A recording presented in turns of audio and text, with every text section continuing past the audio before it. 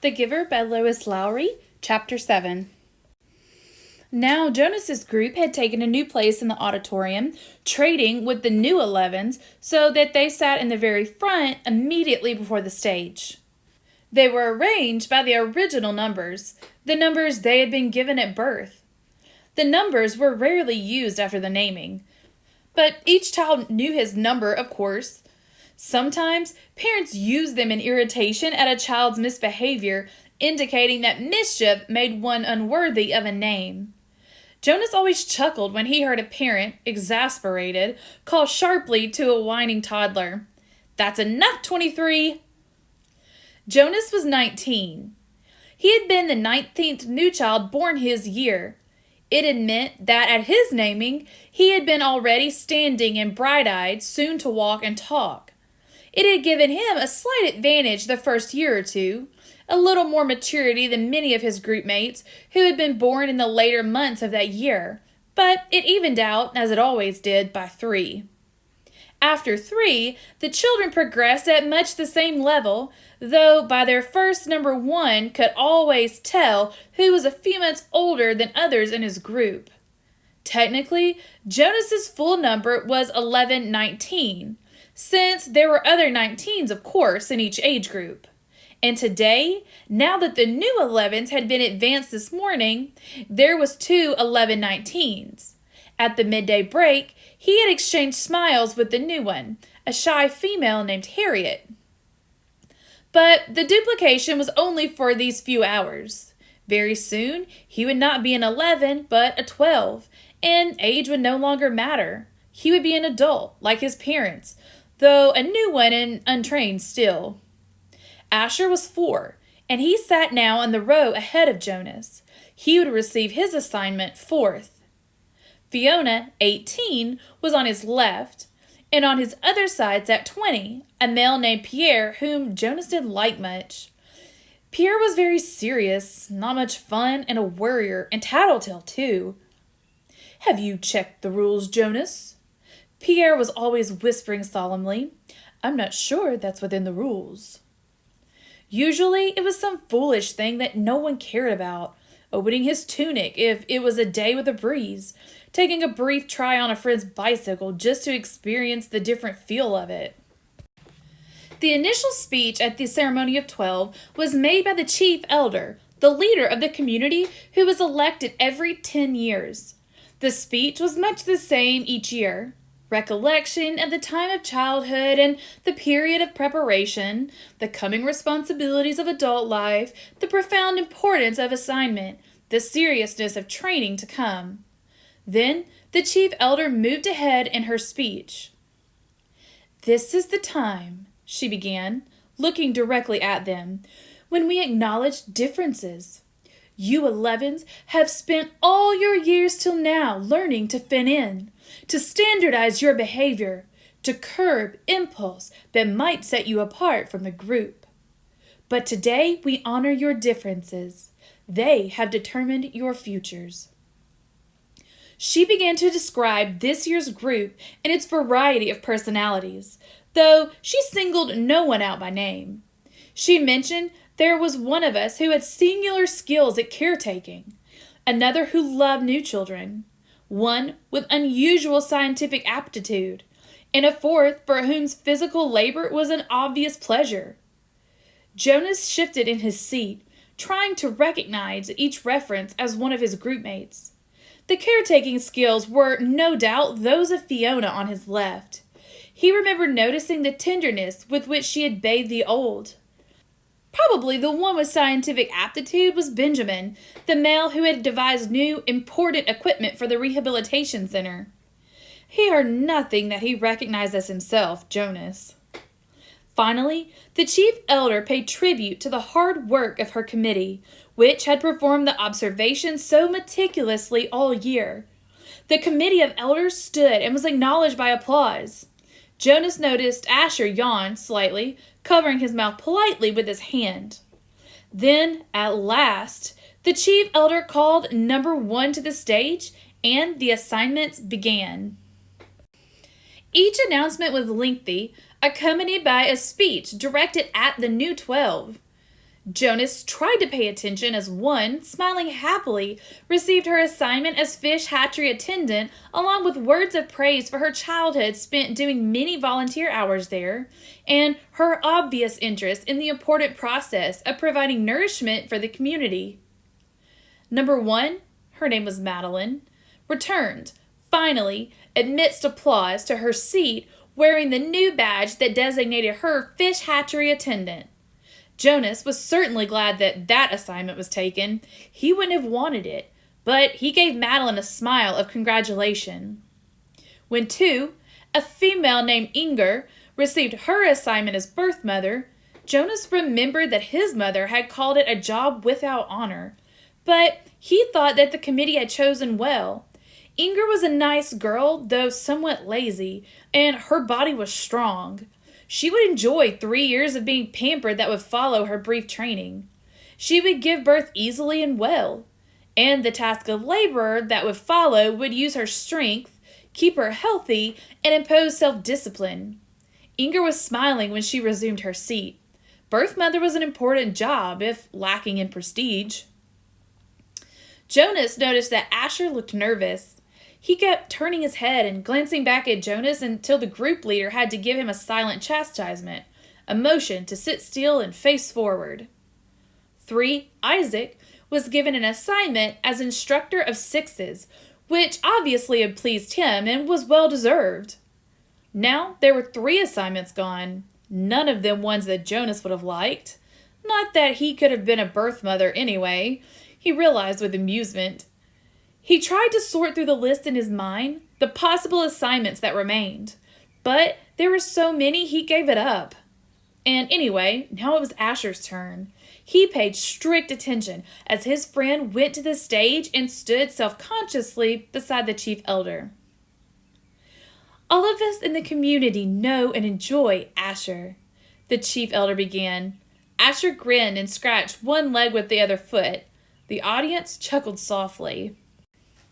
When the committee began to consider Asher's assignment, she went on, there were some possibilities that were immediately discarded, some that would clearly not have been right for Asher. For example, she said smiling, we did not consider for an instant designating Asher to an instructor of 3s. The audience howled with laughter. Asher laughed too, looking sheepish but pleased at the special attention. The instructors of 3s were in charge of the acquisition of correct language. In fact, the chief elder continued, chuckling a little to herself, we even gave a little thought to some retroactive chastisement for the one who had been Asher's instructor of 3s so long ago. At the meeting where Asher was discussed, we retold many stories that were all remembered from his days of language acquisition. Especially, she said chuckling, the difference between snack and smack. Remember, Asher? Asher nodded ruefully, and the audience laughed aloud. Jonas did too. He remembered, though he had only been a 3 at the time himself. The punishment used for small children was a regulated system of smacks with a discipline wand, a thin, flexible weapon that stung painfully when it was wielded. The child care specialists were trained very carefully in the discipline methods. A quick smack across the hand for a bit of minor misbehavior. 3 sharper smacks on the bare legs for a second offense. Poor Asher, who always talked too fast and mixed up words even as a toddler. As a 3, eager for his juice and crackers at snack time, he one day said smack instead of snack as he stood waiting in line for the morning treat. Jonas remembered it clearly. He could still see little Asher wiggling with impatience in the line. He remembered the cheerful voice call out, I want my smack. The other 3s, including Jonas, had laughed nervously. Snack, they corrected. You meant snack, Asher. But the mistake had been made, and precision of language was one of the most important tasks of small children. Asher had asked for a smack.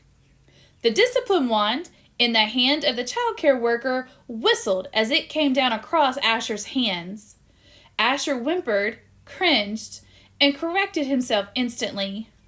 "Snack," he whispered. But the next morning he had done it again, and again the following week. He couldn't seem to stop, though for each lapse the discipline wand came again, escalating to a series of painful lashes that left marks on Asher's legs. Eventually, for a period of time, Asher stopped talking altogether when he was a 3. "For a while," the chief elder said, relating the story, "we had a silent Asher, but he learned." She turned to him with a smile. "When we began to talk again, it was with greater precision, and now his lapses are very few. His corrections and apologies are very prompt, and his good humor is unfailing." The audience murmured in agreement. Asher's cheerful disposition was well known throughout the community. "Asher," she lifted her voice to make the official announcement, "we have given you the assignment of Assistant Director of Recreation." She clipped on his new badge as he stood beside her, beaming. Then he turned and left the stage as the audience cheered. When he had taken his seat again, the chief elder looked down at him and said the words that she had said now 4 times and would say to each new 12. Somehow, she gave it special meaning for each of them. "Asher," she said, "thank you for your childhood." The assignments continued, and Jonas watched and listened, relieved now by the wonderful assignment his best friend had been given. But he was more and more apprehensive as his own approached. Now the 12s in the row ahead of him had all received their badges. They were fingering them as they sat, and Jonas knew that each one was thinking about the training that lay ahead. For some, one studious male had been selected as doctor, a female as engineer, and another for law and justice. It would be years of hard work and study. Others, like laborers and birth mothers, would have a much shorter training period. 18 Fiona, on his left, was called. Jonas knew she must be nervous, but Fiona was a calm female. She had been sitting quietly, serenely throughout the ceremony. Even the applause, though enthusiastic, seemed serene when Fiona was given the important assignment of caretaker of the old. It was perfect for such a sensitive, gentle girl, and her smile was satisfied and pleased when she took her seat beside him again. Jonas prepared himself to walk to the stage when the applause ended and the chief elder picked up the next folder and looked down to the group to call forward the next new 12. He was calm now that his turn had come. He took a deep breath and smoothed his hair with his hand. 20. He heard her voice say clearly, "Pierre." She skipped me. Jonas thought, stunned. Had he heard wrong? No. There was a sudden hush in the crowd, and he knew that the entire community realized that the chief elder had moved from 18 to 20, leaving a gap. On his right, Pierre, with a startled look, rose from his seat and moved to the stage. A mistake. She made a mistake. But Jonas knew, even as he had had the thought that she hadn't, the chief elder made no mistakes. Not at the ceremony of 12. He felt dizzy and couldn't focus his attention. He didn't hear what assignment Pierre received, and was only dimly aware of the applause as the boy returned, wearing his new badge. Then, 21. 22. The numbers continued in order. Jonas sat, dazed, as they moved into the 30s and then the 40s, nearing the end. Each time, at each announcement, his heart jumped for a moment, and he thought wild thoughts. Perhaps now she would call his name. Could he have forgotten his own number? No, he had always been 19. He was sitting in the seat marked 19. But she had skipped him. He saw the others in his group glance at him, embarrassed, and then avert their eyes quickly.